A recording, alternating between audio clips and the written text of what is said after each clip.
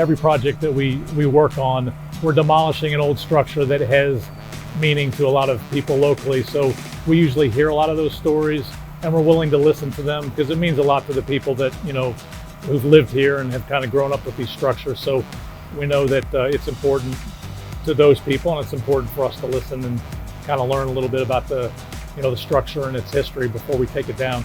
Honestly, from the time we met with UVA on November 15th, we had a full year to get it done, get it completed, get the grass growing, and everything done in a full year. So that's been the plan from day one.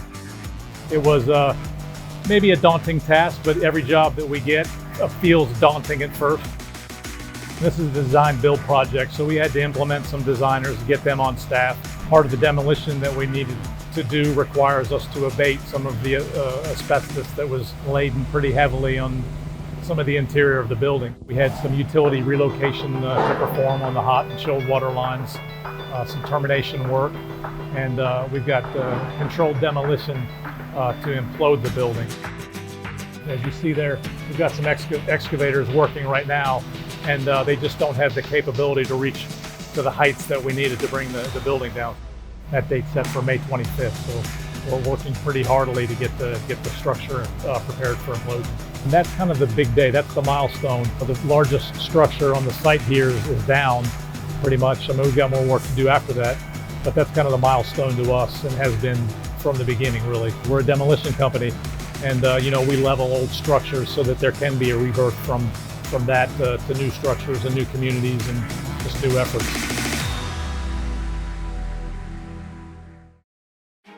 So if you're a Cavalier fan paying attention to what's going on in Virginia Athletics, you've seen all the demolition of Honesty Hall, the Cage, and now University Hall. And what you may not know is there's a lot of work going on behind the scenes on the fundraising front to make sure that we are staying on target on this massive project to complete a $180 million master plan. So obviously a $180 million campaign is a massive project. It's our largest we've ever attempted. It's bigger than the John Paul Jones Arena project. This project and this campaign was launched in late September of 2018, and since that time we've been hard at work at the fundraising.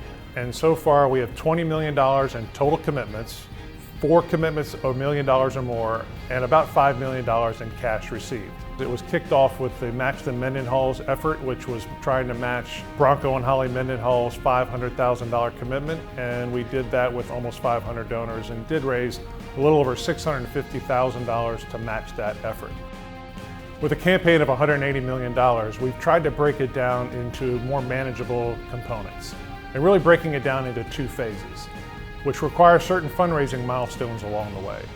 The first phase will be the grass practice fields for the football program, some of the site grading, and the promenade around the complex. We've already begun the design of this phase, and in order to move into construction, we need the campaign to reach $25 million in total commitments by February of 2020.